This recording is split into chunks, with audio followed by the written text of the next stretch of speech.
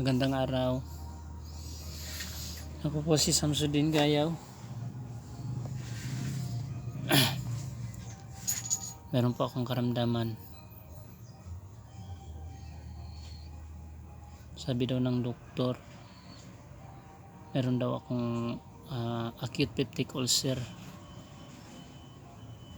Nagkaroon daw ng bakterya yung aking tiyan.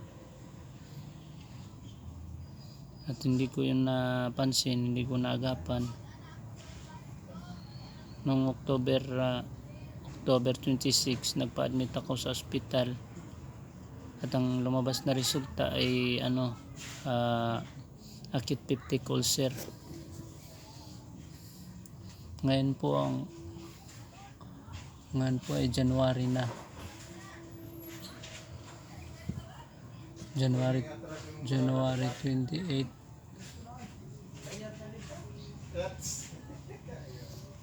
Napakatagal na, ilang buwan na, 3 buwan na, hindi pa rin po ako gumagaling,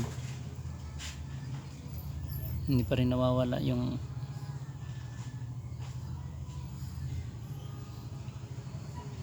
bumabara dito sa lalamunan ko, pagsakit ng aking tiyan,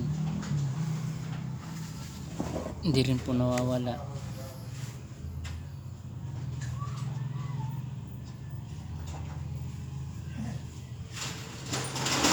Sana po may tumulong sa akin na mapagamot itong sakit ko. Natatakot po ako kasi baka maging cancer po ito. Hindi ko maagapan at hindi ko maagapan. Baka ako ikamatay ko pa. Sana po matulungan niyo ako na mapagaling itong sakit ko na to.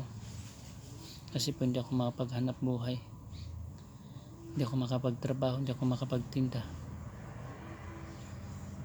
Ngayon na pinilit ko yung sarili ko na pumunta rito sa palengke, binuksan ko yung tinda namin kasi baka ako makabenta kami ng kahit konti lang, pang kain lang namin, pambili namin ng gastusin pang araw-araw. Kasi wala po akong inaasahang hanap buhay na iba. Ganito lang, pagtitinda lang po. Kaya po ako nagkasakit kasi napabayaan ko yung pagkain ko. Hindi ako nakakakain ng sakto sa oras. Lagi ako nalilipasan ng gutom. Kaya ganito po yung naging resulta sa akin. Nahirapan po akong gamutin yung sakit ko kasi po wala akong pera magamit pang papagamot ko. Sana po matulungan niyo ako makapagpagamot ako. Sana may mabuting puso na tumulong sa akin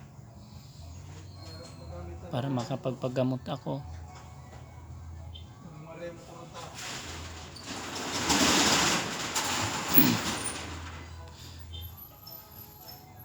Maraming salamat po.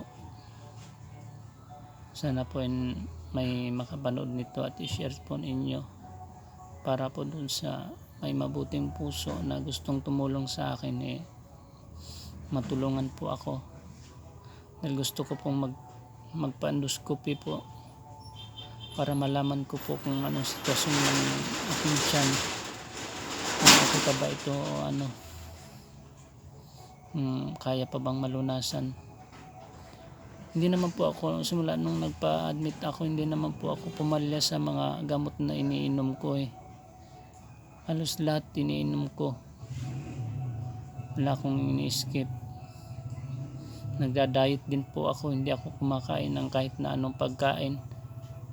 Dati gulay lang, hindi ako kumakain ng kahit na ano.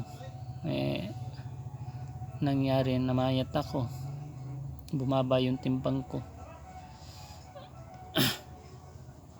Ngayon naman bumalik ako dun sa pag ano ng mga protina, yung mga isda, manok.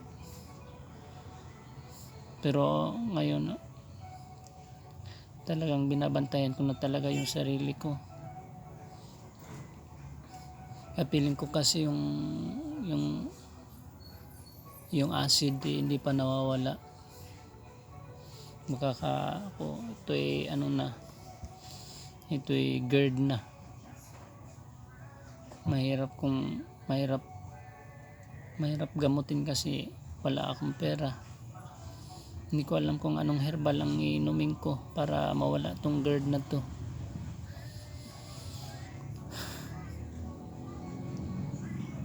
Maraming nag-a-advise sa YouTube, sa internet, na ganito yung gamot, pero wala namang epekto sa akin. Mas lalo lang lumala yung pakiramdam ko.